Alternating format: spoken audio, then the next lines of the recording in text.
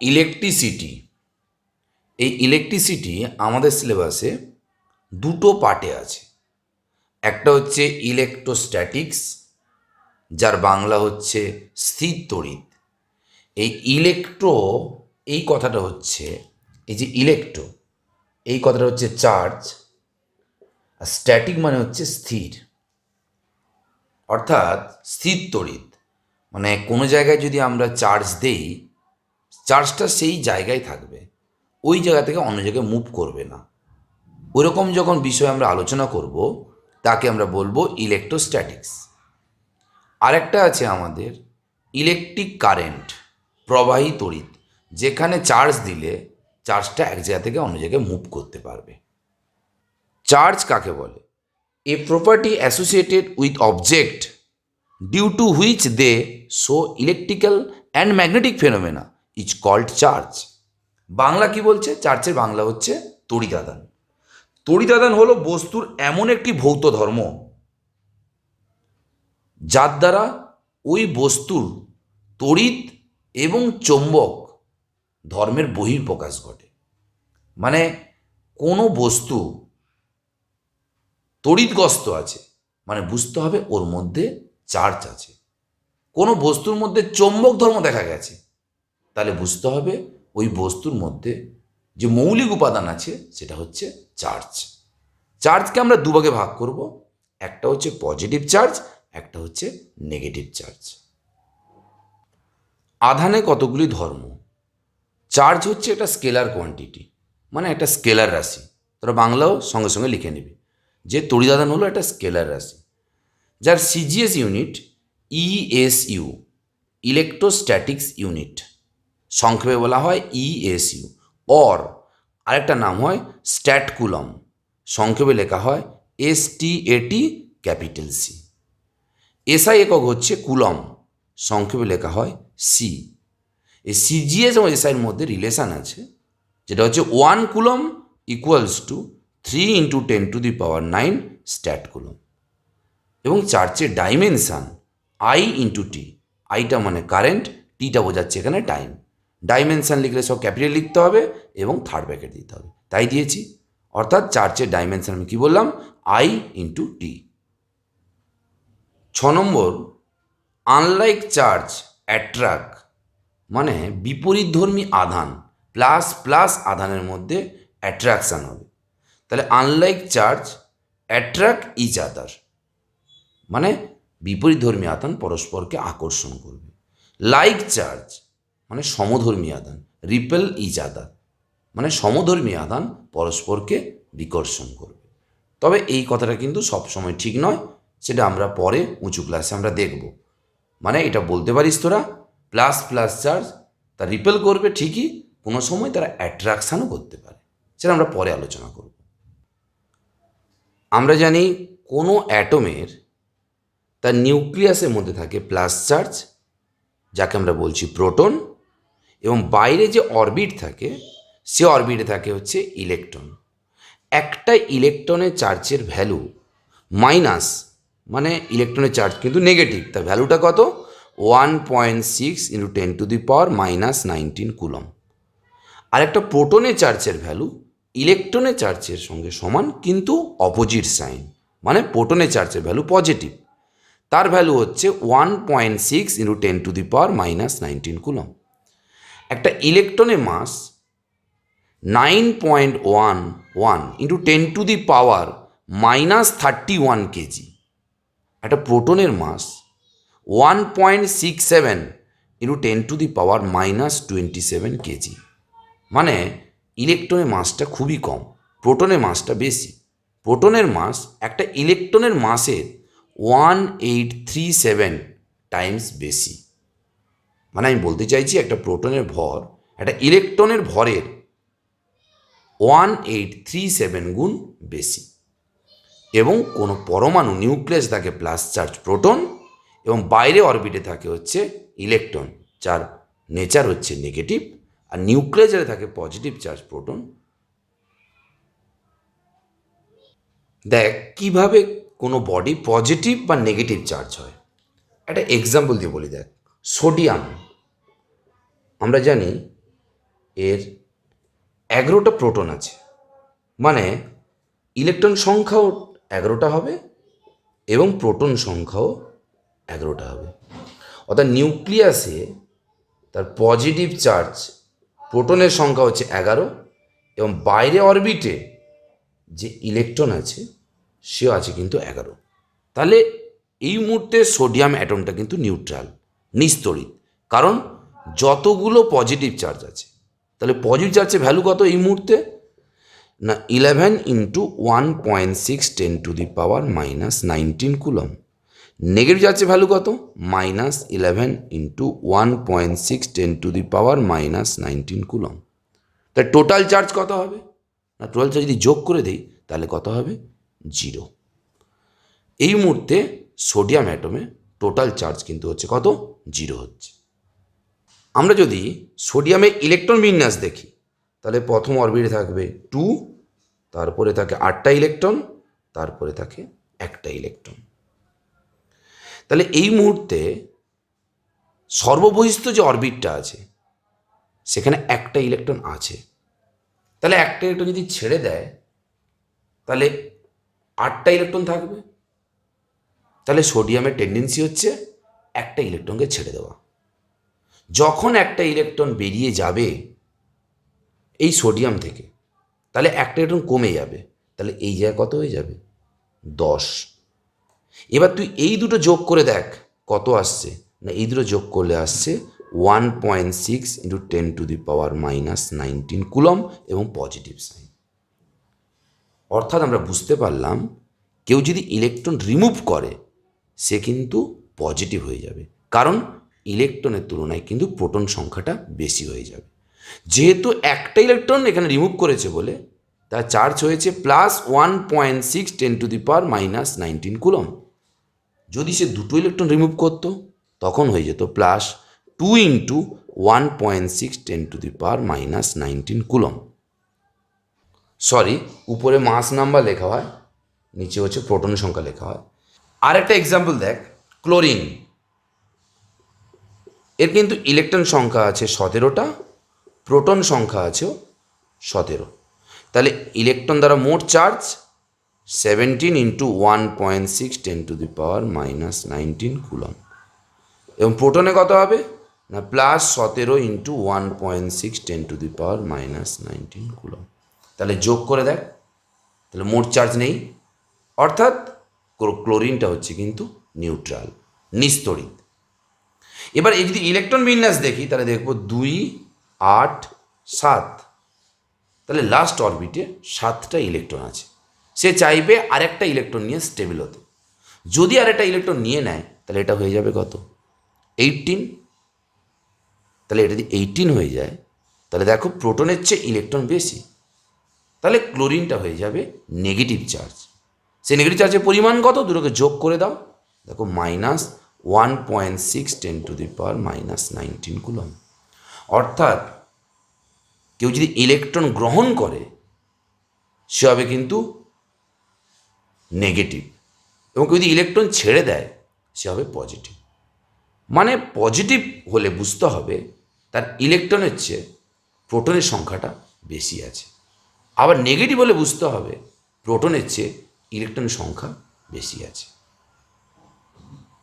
তাহলে এখানে chlorine -1.6 10⁻⁻19 coulomb হয়েছে, মানে একটা ইলেকট্রন কি করেছে? না সে গ্রহণ করেছে, মানে প্রোটনের রেসপেক্টে একটা ইলেকট্রন বেশি আছে। যদি দুটো ইলেকট্রন বেশি থাকতো, মানে দুটো ইলেকট্রন গ্রহণ করতো, তখন কিন্তু এই চার্জের ভ্যালু হয়ে যেত -2 ইন্টু এই পরিমাণ চার্জ আসত। Quantization of charge. Quantization of charge কাকে বলে? ডেফিনেশন আমি লিখে দিয়েছি, the charge carry by a body is always an integral multiply of the smallest unit of charge, which is the charge of an electron. যদি আমি বাংলায় বলি ব্যাপারটা এটাই হবে, কোনো আহিত বস্তু, তোরা সবাই লিখে নে বাংলায়, কোনো আহিত বস্তুর মোট আধান ইলেকট্রনের সরল গুণিতক থাকে, এই ঘটনাকে বলা হয় আধানের কোয়ান্টিভবন। তাহলে কি বললাম, কোনো আহিত বস্তুর মোট আধান ইলেকট্রনের সরল গুণিতক থাকে, এই ঘটনাকে বলা হয় আধানের কোয়ান্টিভবন। মানে আমি যদি বলি কোনো বস্তু নেগেটিভ চার্জ হয়েছে অথবা পজিটিভ চার্জ হয়েছে, তা নেগেটিভ চার্জ হয়েছে মানে তার মধ্যে প্রোটনের চেয়ে ইলেকট্রন সংখ্যা বেশি আছে, সেই ইলেকট্রন সংখ্যাটা যে বেশি আছে সেটা কিন্তু সংখ্যাটা 2, 3, 4, 5, 1, 2 এরকম হবে। তাই বলে সেটা হবে না যে 2/3টা ইলেকট্রন বেশি আছে বা 1.5 ইলেকট্রন বেশি আছে, এরকম হবে না, সেই সংখ্যাটা পূর্ণ সংখ্যা হবে। যদি বলি কোনো বডি হচ্ছে পজিটিভ, মানে তার মধ্যে ইলেকট্রন সংখ্যা কী আছে, কম আছে, তা ইলেকট্রন সংখ্যা কম আছে মানে সেই সংখ্যাটা কিন্তু পূর্ণ সংখ্যাই হবে, সেটা হবে না কোনোভাবে 2-এর 3, 1-এর 3, 4-এর 3। মানে আমি বলতে পারি না আমি কোনো বস্তু থেকে 1.5টা ইলেকট্রন নিয়েছি বা 1.7টা ইলেকট্রন নিয়েছি, এরকম হতে পারে না। কোনো বস্তু থেকে আমি বা কোনো বডি থেকে আমি 4টে ইলেকট্রন নিয়েছি, 5টা নিয়েছি, 6টা নিয়েছি, এরকম হবে। তাহলে আমি কিউ ইকুয়ালস লিখেছি এনই, মানে বস্তুটার মধ্যে এনটা ইলেকট্রন আছে, তাহলে একটা ইলেকট্রনের চার্জ যদি ই হয় তাহলে এনটা ইলেকট্রনের চার্জ কত হবে, এনই। সেটাকে আমরা কী দিয়ে লিখেছি, কিউ দিয়ে লিখেছি। যদি এনের ভ্যালু 0 বসাই মানে বডিতে কোনো চার্জ নেই, যদি এনের ভ্যালু 1 বসাই তাহলে বডিতে চার্জ হচ্ছে একটা ইলেকট্রন চার্জের সমান এবং সেটা হচ্ছে পজিটিভ।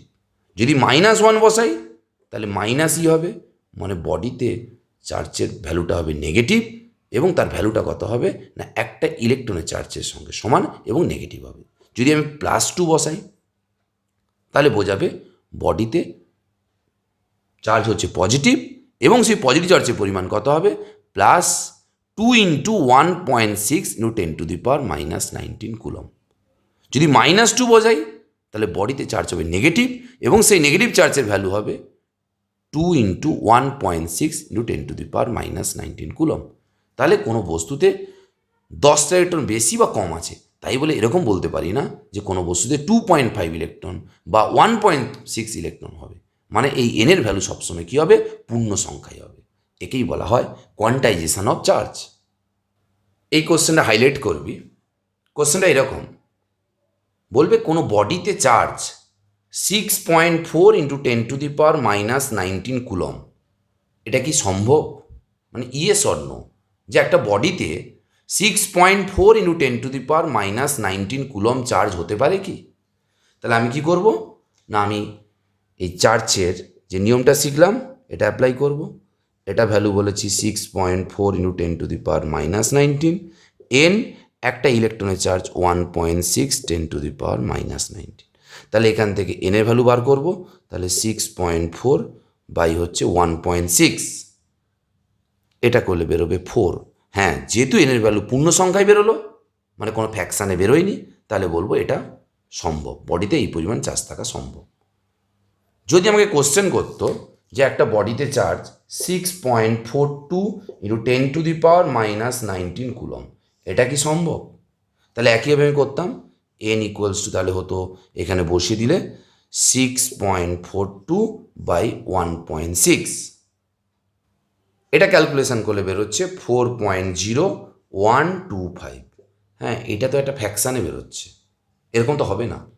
মানে এরকম হওয়ার অর্থ হচ্ছে ইলেকট্রনটাকে ভাঙা যায়, মানে ইলেকট্রনকে ভাঙতে পারবো না, এরকম ইলেকট্রনকে ভাঙা যায় না। চার্জের সবচেয়ে স্মলেস্ট পার্টিকেল হচ্ছে ইলেকট্রন। তাহলে এক্ষেত্রে বলবো না, এই বডিতে এই পরিমাণ চার্জ থাকতে পারে না। কিন্তু এইটা যদি দেয় তাহলে বলবো বডিতে চার্জ থাকতে পারে। ক্লাসিফিকেশন অফ সাবস্টেন্স, আমরা এটাকে 4টে ভাগে ভাগ করব। একটা হচ্ছে ইনসুলেটর, বাংলায় যাকে বলে অন্তরক। আরেকটা হচ্ছে সেমিকন্ডাক্টর, বাংলায় যাকে বলে অর্ধপরিবাহী। তারপর হচ্ছে কন্ডাক্টর, বাংলায় যাকে বলে পরিবাহী। আরেকটা হচ্ছে সুপার কন্ডাক্টর। এই 4টে জিনিস নিয়ে আমরা আলোচনা করব। তো ফার্স্ট বলি, দেখ কোনো অ্যাটমে, মানে সমস্ত অ্যাটমে কিন্তু প্লাস চার্জ থাকবে এবং তার অরবিটগুলোতে ইলেকট্রন থাকবে। তবে ইলেকট্রন থাকলেই যে সে কন্ডাক্টর হবে এমন কোনো কথা নেই। মনে কর এই বাইরে অরবিটে যে সমস্ত ইলেকট্রন আছে, নিউক্লিয়াস কিন্তু ওদের অ্যাট্রাক্ট করে। কিন্তু এই অরবিটে যে ইলেকট্রন আছে তার উপরও নিউক্লিয়াস অ্যাট্রাক্ট করে, আবার এই অরবিটে যে ইলেকট্রন আছে তার উপরও নিউক্লিয়াস অ্যাট্রাক্ট করে। কিন্তু এই অ্যাট্রাকশন ফোর্সটা বাইরে অরবিটে ইলেকট্রনের উপর কম। তাহলে সেই সমস্ত ইলেকট্রন যদি উপযুক্ত যদি কোনো এনার্জি পায়, তাহলে এই ইলেকট্রনটা বাইরে বেরিয়ে আসবে। তখন ওই ইলেকট্রনগুলোকে বলবো, যখন তারা বাইরে অরবিট ছেড়ে বাইরে বেরিয়ে আসে, তখন তাকে বলবো আমরা ফ্রি ইলেকট্রন। এবং সেই ইলেকট্রন যদি বাইরে অরবিটে থাকে, তখন সেই ইলেকট্রনকে আমরা বলবো ভ্যালেন্স ইলেকট্রন, বাংলায় যাকে বলে যোজ্যতা ইলেকট্রন। আর বাইরে বেরিয়ে গেলে তাকে বলবো মুক্ত ইলেকট্রন। যদি কোনো অ্যাটমের পক্ষে এটা সম্ভব হয় বা ইলেকট্রন বার করা সম্ভব হয় এই বাইরে অরবিট থেকে, তবেই সেই সমস্ত মেটেরিয়ালস তারা হবে কন্ডাক্টর। আর যাদের বাইরে অরবিট থেকে ইলেকট্রন বার করা কোনো মতেই সম্ভব নয়, নিউক্লিয়াস এত বেশি ফোর্স দিয়ে অ্যাট্রাকশান করছে, তারা হবে কিন্তু ব্যাড কন্ডাক্টর, মানে যাকে আমরা বলছি ইনসুলেটর, অন্তরক। যে অন্তরক পদার্থ কাকে বলবো না, this materials do not conduct electricity, মানে যারা তড়িৎ পরিবহন করতে পারে না তাদের আমরা বলবো অন্তরক। কেন করতে পারে না, না কারণটা আমি লিখে দিয়েছি, তাদের মধ্যে কোনো ফ্রি চার্জ নেই, কোনো মুক্ত আধান নেই, মানে মুক্ত ইলেকট্রন নেই। Example glass, rubber. এবং এদের রেজিস্ট্যান্স কি, অনেকটা বেশি। যেহেতু মুক্ত ইলেকট্রন নেই, তাহলে চলাচল করতে পারছে না, ওই জন্য বলা হচ্ছে হাই রেজিস্ট্যান্স। এরা কারেন্ট কেমন ফ্লো করে না, যেহেতু এটা অন্তরক, কারেন্ট তো ফ্লো করবে না, ওই জন্য বলেছি জিরো। এদের ব্যবহার কি করা হয় না, ইলেকট্রিক্যাল সার্কিটে ইলেকট্রিক সুইচ হিসেবে এদের ব্যবহার করা হয়। 2 নম্বর হচ্ছে কন্ডাক্টর, পরিবাহী।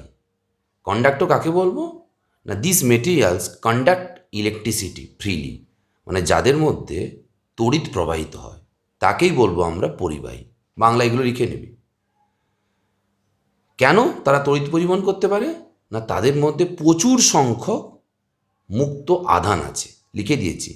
This is because this materials contain billion and billions of free charge, যাদের মধ্যে প্রচুর পরিমাণ মুক্ত ইলেকট্রন আছে, তাদের আমরা কি বলবো না কন্ডাক্টর বলবো। এদের রেজিস্ট্যান্স কি না ভেরি লো, মানে যাদের মধ্যে তড়িৎ পরিবহন করে তাদের মধ্যে রেজিস্ট্যান্সটা কিন্তু কমই হবে, নাহলে ইলেকট্রনে বাধা হলে কারেন্ট কেন ফ্লো হবে। এবং কারেন্টটা কেমন হবে, হাই। না বাধা যদি কম হয়, রেজিস্ট্যান্স মানে বাধা, সেই বাধা যদি কম হয় কারেন্টের পরিমাণটা বেশি হবে। ব্যবহার কি, ইউজ কি না, for making household wiring, মানে বাড়ির তারের ক্ষেত্রে এই ধরনের মেটেরিয়ালসগুলো ব্যবহার করা হয়। সেমিকন্ডাক্টর, বাংলায় যাকে বলে অর্ধপরিবাহী। অর্ধপরিবাহীর তড়িৎ পরিবহন ক্ষমতা হচ্ছে খুব সামান্য, যা পরিবাহী অপেক্ষায় অনেকটা কম। ওই জন্য বলা হচ্ছে this materials conduct electricity to a certain extent, মানে এই অর্ধপরিবাহী এমন একটা পদার্থ যার মধ্যে তড়িৎ পরিবহন হবে খুব সামান্য। This is because a small number of free charge R available for conduction, কারণ এই সমস্ত অর্ধপরিবাহীর মধ্যে যে চার্জের পরিমাণ থাকে খুবই কম থাকে। Example germanium, silicon. এদের রেজিস্ট্যান্স কি মডারেটেড, মানে মাঝারি, রৌদ্রের মান হচ্ছে মাঝারি। এবং কারেন্টটা কেমন ফ্লো হয় না, স্মল, খুব কম পরিমাণ ফ্লো হয়। ব্যবহার কি না, এদের ব্যবহার করা হয় ইলেকট্রনিক্স ডিভাইসের ক্ষেত্রে। 4 নম্বর পয়েন্ট হচ্ছে সুপার কন্ডাক্টর। সুপার কন্ডাক্টর কি না, this materials conduct electricity so freely that there is absolutely no obstruction of the flow of the free charges. মানে সুপার কন্ডাক্টর হচ্ছে এমন একটা পরিবাহী যার মধ্যে মুক্ত আধান প্রবাহের জন্য কোনোরূপ বাধা থাকে না। বাংলায় তোরা লিখে নিবে, এটা আমি বলে দিলাম। এক্সাম্পল মার্কিউরি অ্যাট 4.2 কেলভিন, মানে 4.2 কেলভিন টেম্পারেচারে মার্কিউরি সুপার কন্ডাক্টর হিসেবে বিহেভ করে। এদের রেজিস্ট্যান্স কত, রেজিস্ট্যান্স জিরো। কারেন্ট কি ভেরি হাই। ব্যবহার কি for making superfast computer, superfast কম্পিউটারের জন্য এই সুপার কন্ডাক্টর ব্যবহার করা হয়। দেখ, আমরা ইলেকট্রোস্ট্যাটিক্সে যে চার্জ তৈরি হয় সে চার্জটা কিন্তু এক জায়গায় স্থির থাকে। মনে কর আমি একটা চিরুনি নিলাম, এটা মনে কর চিরুনি, এই চিরুনিটাকে আমি চুলের মধ্যে আঁচড়ালাম, এটা হচ্ছে হাতল। তাহলে সঙ্গে সঙ্গে দেখব চুলের মধ্যে আঁচড়ানোর পর যদি ছোট ছোট কাগজের দিকে নিয়ে যাই, ওই কাগজগুলো ওর দিকে কী হয়, অ্যাট্রাক্ট হয়। তাহলে আমি কনফার্ম যে এই চিরুনি দাঁড়ের মধ্যে প্লাস অর মাইনাস, আমি ওটা নিয়ে আমার মাথা ব্যথা নেই, কোনো একটা চার্জ হবে, প্লাস আর মাইনাস চার্জ, মনে কর প্লাস চার্জ হয়েছে। তো এবার দেখ আমি এখানে হাত দিয়ে আছি, আমার হাত তো হচ্ছে ভালো কন্ডাক্টর, তাহলে এই চার্জটা তো এই চিরুনির মাধ্যমে আমার হাত দিয়ে মাটিতে চলে যাওয়া উচিত ছিল, কিন্তু যায়নি। অর্থাৎ এই যে চার্জটা এখানে তৈরি হয়েছে ঠিক এই জায়গাটায় ক্লোজড অবস্থায় আছে, আবদ্ধ অবস্থায় আছে, কোনো জায়গায় কিন্তু মুভ করতে পারেনি। মানে চিরুনিটা অলরেডি কিন্তু ইনসুলেটর, অন্তরক, ওর জন্য কিন্তু প্রবাহিত হতে পারেনি।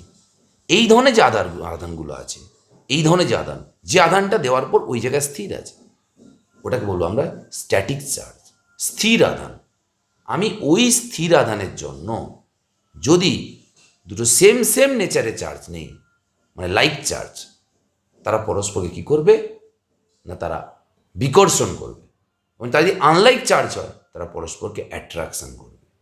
তাহলে এই প্লাস বা মাইনাস দুটো চার্জের আকর্ষণ বল মানে অ্যাট্রাকশন ফোর্স এবং বিকর্ষণ বল রিপালশন ফোর্স, এদের ভ্যালুটা কত হবে, মানে কি ফোর্স দিয়ে অ্যাট্রাকশন বা রিপালশন করবে, সেই জিনিসটা আমরা এই কুলম্বস ল এর সাহায্যে বার করব।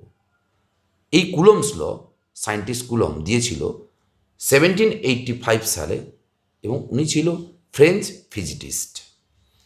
তো দেখ এই একটা চার্জ, এই একটা চার্জ, দুটো চার্জ অতি অবশ্যই পয়েন্ট চার্জ হতে হবে, মানে যাকে বাংলায় বলে বিন্দু আধান হতে হবে, এবং চার্জ দুটোকে স্থির থাকতে হবে, মানে রেস্ট, গতিশীল হলে কিন্তু হবে না, সেক্ষেত্রে কিন্তু কুলম্বস ল ভ্যালিড হবে না।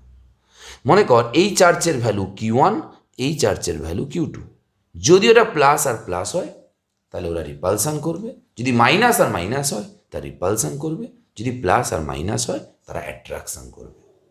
যদি দেখি দুটো চার্জের প্রোডাক্ট গ্রেটার দেন 0, মানে ব্যাপারটা কেমন, মনে কর -2 হ্যাঁ, দুটোকে গুণ করলে কত হবে, গ্রেটার দেন 0 হবে। ধরো +2 গুণ করলে কত হবে, গ্রেটার দেন 0, তাহলে বলবো ওই দুটো চার্জের মধ্যে রিপালশন ফোর্স কাজ করবে। যদি দেখি দুটো চার্জের প্রোডাক্ট এর মাল্টিপ্লাই লেস দেন 0, মনে কর এটা +2 এটা -2, দুটোকে মাল্টিপ্লাই করলে কি মাইনাস হবে, তাহলে কী হবে, লেস দেন 0, সেক্ষেত্রে বলবো ওই দুটো চার্জের মধ্যে অ্যাট্রাকশান হবে।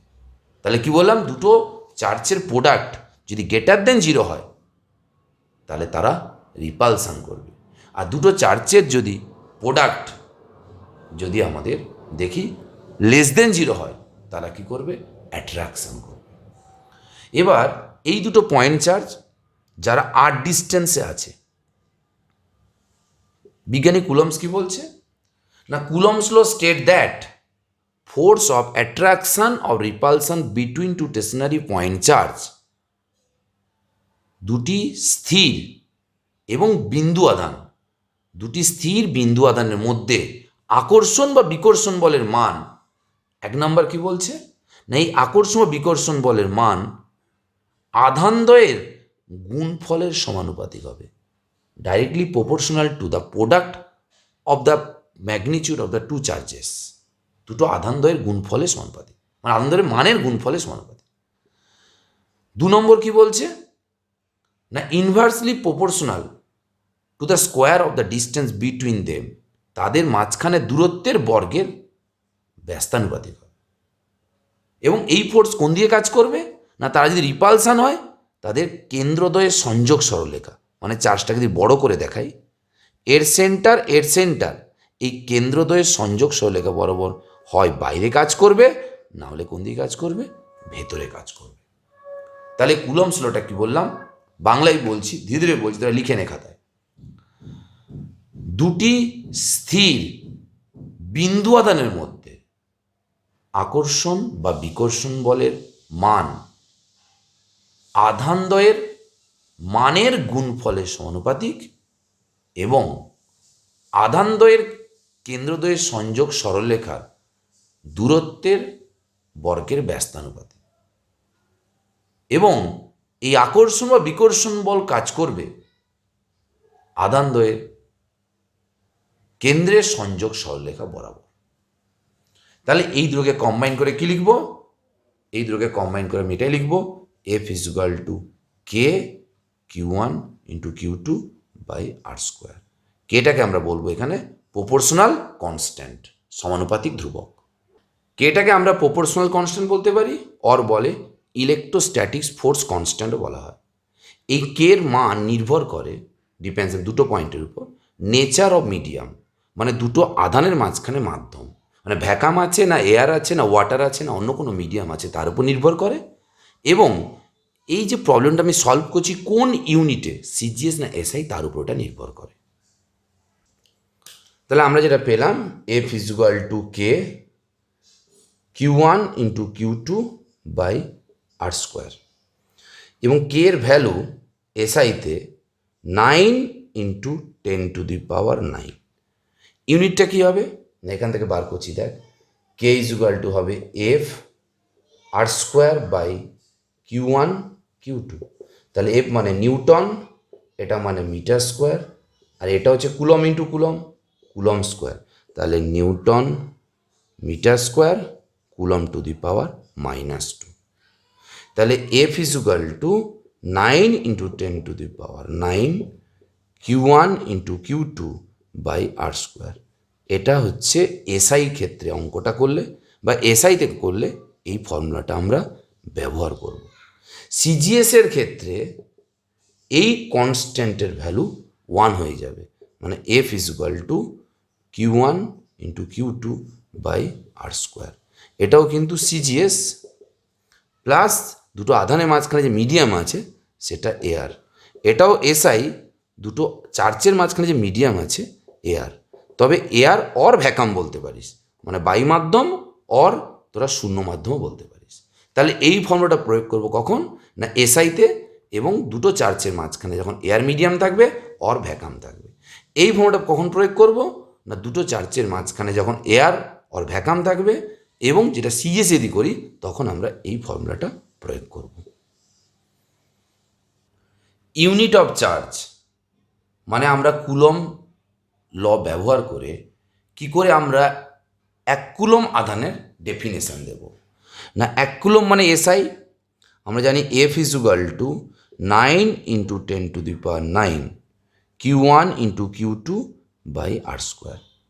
যদি Q one equals to Q two equals to Q, let ধরি, এবং আর is equal to 1 meter, F is equal to 9 into 10⁹9 newton. এই মানগুলো এখানে বসিয়ে দে।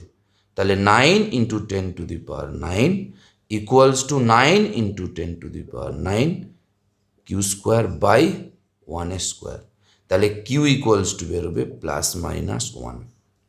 তাহলে +-1 মানে না, কিউ যদি আমি একবার 1 নেই অথবা -1 নেই, তাহলে কিউ যদি 1 নেই তাহলে এটাও 1 এটাও 1, মানে উভয় প্লাস।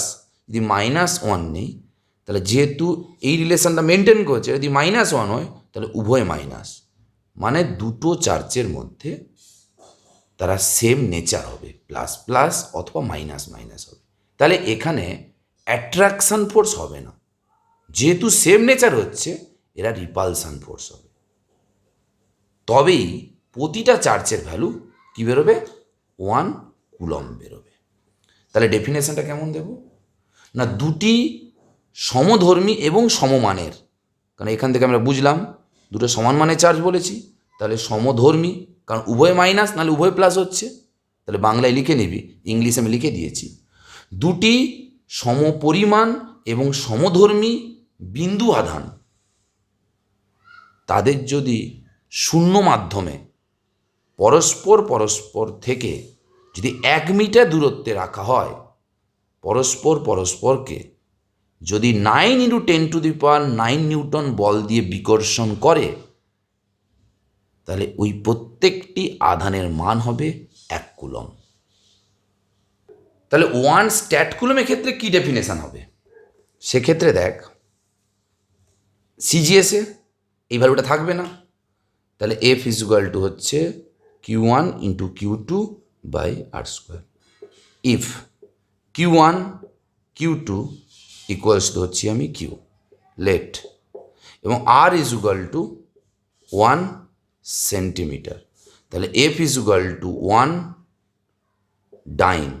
এবার এখানে বসিয়ে দে, তাহলে 1, এটা কিউ স্কোয়ার, এটা 1 স্কোয়ার, তাহলে এখান থেকে কিউ পাবো আমরা প্লাস মাইনাস 1।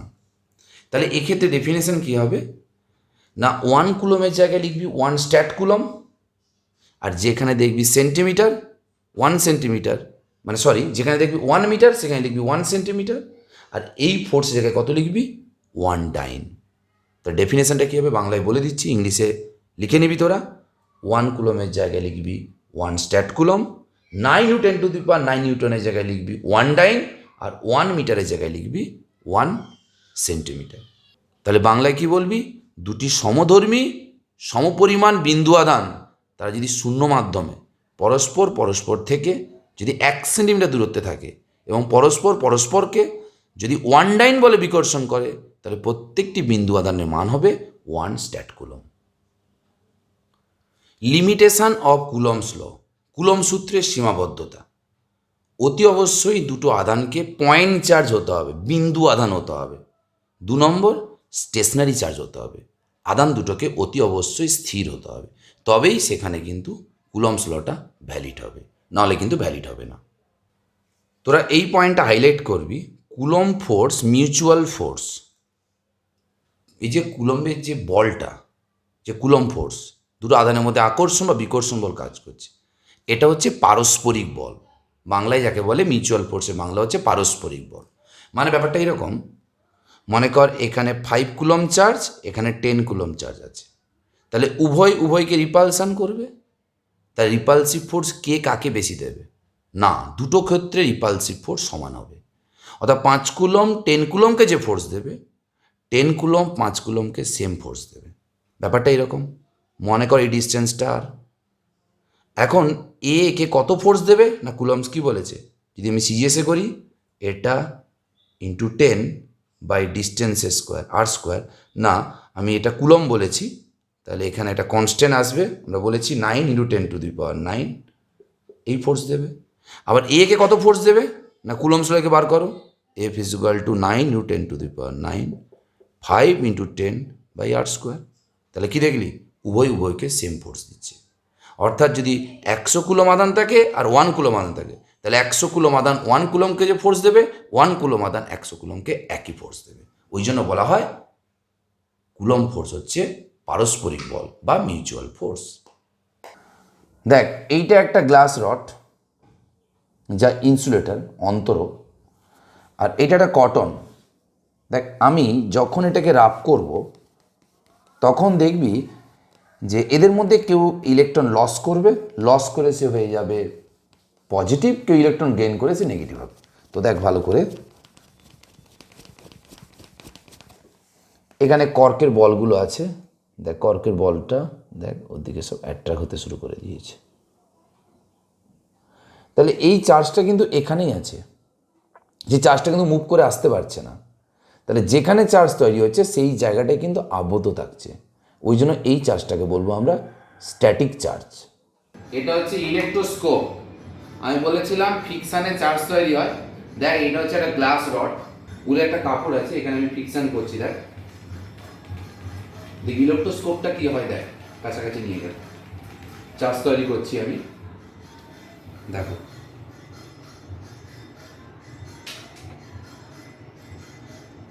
দেখতে পাচ্ছিস। এবার এইটাকে আমি টাচ করলাম, মাটিতে বসে আছি, আমার চার্জটা মাটিতে চলে গেল। এবার আর কিচ্ছু হবে না, দেখ আর কিছু হলো না। আবার দেখ আমি ফিকশান করছি এটাকে,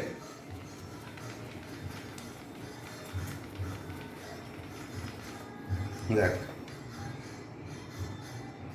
কিন্তু আমি যদি এইটা একটা রড আছে, মেটালের রড, একে যদি করতাম সেক্ষেত্রে কিন্তু ইলেকট্রোস্কোপে কী হতো, দেখ কিছুই হচ্ছে না ইলেকট্রোস্কোপ, কারণ ওই চার্জগুলো কি, যেহেতু মেটাল মুভ করছে, তারা এই মেটাল রড দিয়ে আমার হাত দিয়ে মাটিতে চলে গেছে, মানে আর্থিং হয়ে গেছে।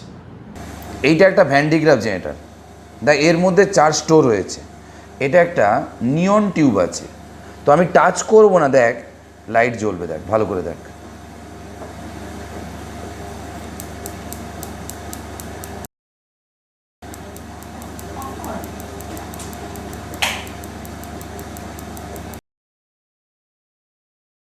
দেখতে পাচ্ছি আমি টাচ করছি না কিন্তু। এবার দেখ আমি এখানে আঙ্গুল লাগছি, দেখ আমার এখান থেকে স্পার্ক হবে, ভালো করে লক্ষ্য কর, দেখ ভালো করে লক্ষ্য কর।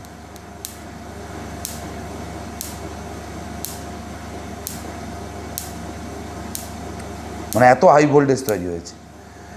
এখানে দেখ এই দুটো কর্কের বল আছে, দেখ ওর উপর গিয়ে পড়লো বল দুটো গিয়ে পড়লো।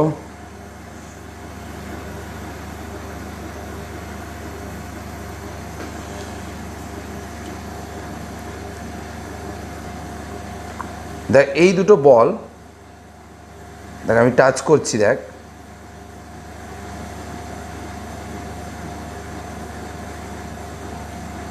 ওরা সেম চার্জ নিয়ে যাওয়ার পর দেখ নিজেদের মধ্যে রিপালসান হচ্ছে, দেখ দেখ সেম চার্জ পরস্পরকে রিপালসান, দেখ দূরে সরে গেছে, দেখ বল দুটো।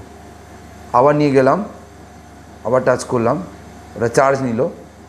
যখনই আমি ওদের